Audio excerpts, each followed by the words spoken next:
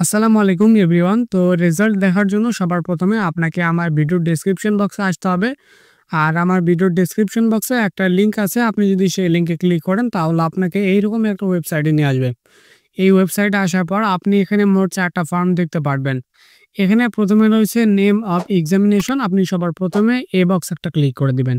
এই বক্সে ক্লিক করে দেওয়ার পর আমরা যেহেতু এসএসসির রেজাল্ট দেখব, তাই আমরা এখান থেকে এসএসসি দাখিল এই অপশনটাকে সিলেক্ট করে দেব।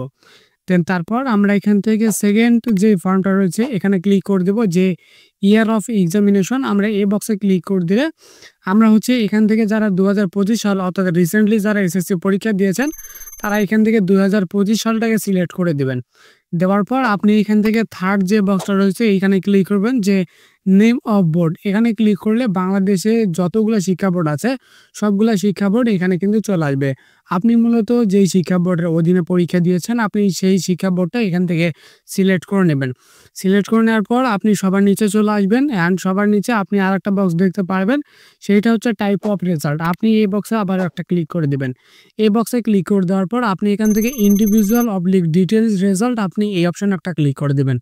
এই অপশনে ক্লিক করে দেওয়ার পর নিচে আপনার সামনে আরও ৩টা কিন্তু বক্স চলে আসবে। একটা হচ্ছে রোল নাম্বার অফ এক্সামিনি। এখানে আপনি আপনার যে অ্যাডমিট কার্ড রয়েছে সেই অ্যাডমিট কার্ড অনুযায়ী আপনি এখানে আপনার রোল নাম্বারটা বসিয়ে দিবেন।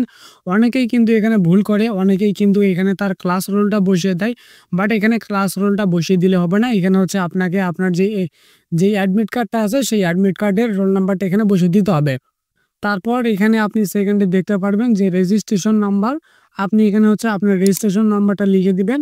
বাট এখানে একটা জিনিস আপনাকে লক্ষ্য রাখতে হবে, সেইটা আপনি এখানে আপনার যে রোল নাম্বার এবং যেই রেজিস্ট্রেশন নাম্বার দিবেন দুইটাই কিন্তু ইংরেজিতে লিখে দিতে হবে। তারপর নিচে আসলে আপনি এখানে একটা ক্যাপচা দেখতে পারবেন। সেই ক্যাপচার মধ্যে ৪ ডিজিটের একটা কোড থাকবে। সেই কোডটাকে আপনি নিচের বক্সে এখানে লিখে দিবেন।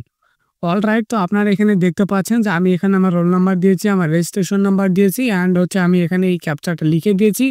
লিখে দেওয়ার পর আমরা সবার নিচে থাকা ভিউ রেজাল্ট অপশন একটা ক্লিক করে দেব।